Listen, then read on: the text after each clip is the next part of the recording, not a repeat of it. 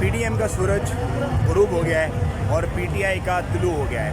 मेरे हाथ में कोई पीटीआई का झंडा नहीं है, ना ही मेरे मुंह पे कोई कलर है और ना ही मेरे सर पे कोई पीटीआई की टोपी है। मैं खुद अपने पैसे लगा के इतनी दूर से चल के यहाँ पर आए और मुझ जैसे हज़ारों लोग यहाँ पर आए हैं। सिर्फ इसी वजह से